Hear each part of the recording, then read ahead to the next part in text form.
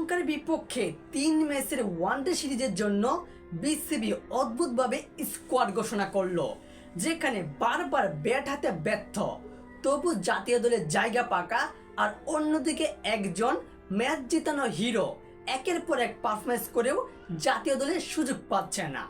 দর্শক, চলুন শ্রীলঙ্কার বিপক্ষে বাংলাদেশের 16 সদস্যের স্কোয়াড নিয়ে একটু খুলাসা করি। শ্রীলঙ্কার বিপক্ষে ওয়ানডে সিরিজ খেলার জন্য আজ বাংলাদেশ ক্রিকেট বোর্ড অর্থাৎ বিসিবি 16 সদস্যের স্কোয়াড ঘোষণা করেছে, যে স্কোয়াডে চমক রয়েছে দুই ক্রিকেটার, নাঈম শেখ এবং শামীম হোসেন পাটোয়ারি। নাঈম শেখ এবং শামীম হোসেন পাটোয়ারি প্রায় 2 বছর পর জাতীয় দলে সুযোগ পেয়েছে আবারও। তারা আগেও খেলেছে, কিন্তু তারা যখন বাজে পারফরমেন্স করেছিল তখন তাদেরকে দল থেকে বের করে দেওয়া হয়েছিল। কিন্তু বর্তমানে বিপিএল এবং কি ঘরোয়া লিগে এই দুই ক্রিকেটারই দুর্দান্ত পারফরমেন্স করেছে এবং তাদেরকে জাতীয় দলের প্রয়োজন ছিল, সেটাই করেছে বিসিবি। এবং এই স্কোয়াডে শ্রীলঙ্কার বিপক্ষে স্বস্তির খবর হচ্ছে আমাদের দুই একদম বর্ষাশীল পেসার তাসকিন আহমেদ এবং মুস্তাফিজুর রহমান কামব্যাক করেছে। যেখানে তাসকিন আহমেদ সে একদম তার পিটিএর গোড়ালিতে ইনজুরিতে ছিল, সেই ইনজুরি থেকে সে সেরে ফেলেছে, কেটে উঠেছে। আর মুস্তাফিজুর রহমান আইপিএল খেলতে গিয়ে আঙুলে চোট পেয়েছিল, যার কারণে সে পাকিস্তানের বিপক্ষে টি-20 সিরিজ খেলতে পারেনি। তবে এখন এই দুই ক্রিকেটার দুই পেসার সুস্থ রয়েছে এবং শ্রীলঙ্কার বিপক্ষে মাঠ মাতাবে, এতে সকলেই খুশি হয়েছে। এবার হচ্ছে ভিডিওর মেন টপিক এবং মেন আলোচনা, যেটা নিয়ে বর্তমানে বাংলাদেশের পুরো ক্রিকেট পাড়ায় কথা হচ্ছে, সেটা হচ্ছে লিটন কুমার দাস ভার্সেস সুহান। যে কিনা নুরুল হাসান সুহানও কিন্তু উইকেট কিপার ব্যাটসম্যান আর লিটন কুমার দাসও উইকেট কিপার ব্যাটসম্যান। আমি এখানে কিন্তু লিটন কুমার দাসকে এগিয়ে রাখবো, কারণ লিটন কুমার দাস খুব অভিজ্ঞ একজন, বলতে গেলে ব্যাটারি বাংলাদেশের দীর্ঘদিন যাবৎ জাতীয় দলের সুযোগ খেলছে, কিন্তু বর্তমানে লিটন কুমার দাস কিন্তু তেমন কোনো পারফরমেন্স করতে পারেনি। তার শেষ 10 ওয়ানডেতে কোনো একটা 50 দেখা নাই, তবু সে শ্রীলঙ্কার বিপক্ষে স্কোরের সুযোগ পেয়েছে। কিন্তু আমার মতে এবং কি অনেকেরই মতে এই লিটন কুমার দাসকে এই সিরিজে বসিয়ে দিয়ে বর্তমানে ঘরোয়া লিগ এবং কি বিপিএলে এবং সকলের বর্ষা finisher wicket keeper batsman Nurul Hasan সুহানকে প্রয়োজন ছিল এবং কি দলে তাকে ঢুকানোটা একদম গুরুত্বপূর্ণ বিষয় ছিল। কেননা নুরুল হাসান যেমন ব্যাটিং করতে পারে, তেমন তার কিন্তু ক্যাপ্টেন্সির অনেকটা বুদ্ধি তার মাথায় রয়েছে।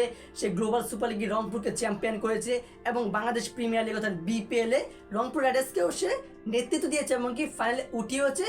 একদম দুর্দান্ত পারফরমেন্স সে করতেছে এবং নুরুল হাসানকে সুহানকে যদি স্কোরে রাখা হতো তাহলে কিন্তু সে উইকেট কিপার দিতে পারতো।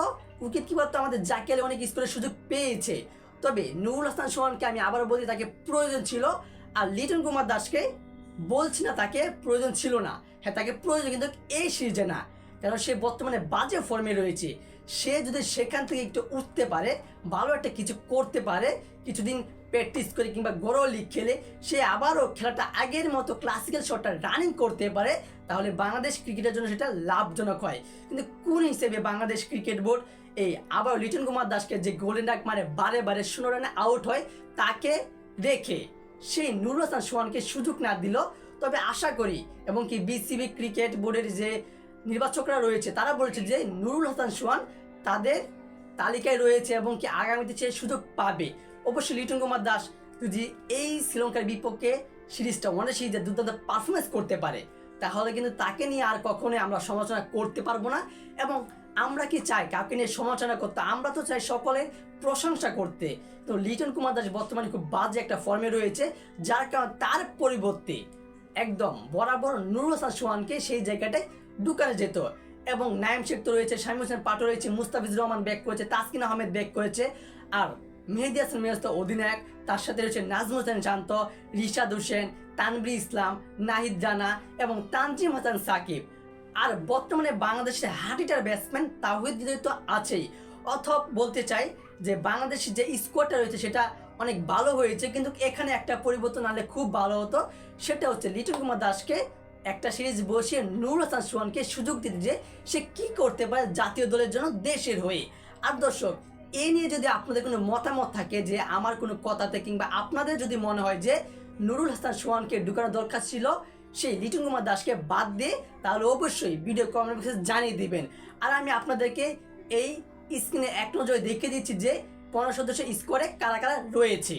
মেহেদী হাসান মিরাজ অধিনায়ক, তানজিম হাসান তামিম পারভেজ হোসেন ইমন, নাইম শেখ, নাজমুল হোসেন শান্ত, তাওহিদ হৃদয়, লিটন দাস, জাকির আলী অনিক, শামীম হোসেন পাটোয়ারি, রিশাদ হোসেন, তানভীর ইসলাম, মুস্তাফিজুর রহমান, তানজিম হাসান সাকিব, তাসকিন আহমেদ, নাহিদ রানা এবং হাসান মাহমুদ। আর দর্শক, এই স্কোয়াড নিয়ে কিন্তু আপনার গুরুত্বপূর্ণ মতামতটি জানিয়ে দিবেন অবশ্যই কমেন্ট বক্সে।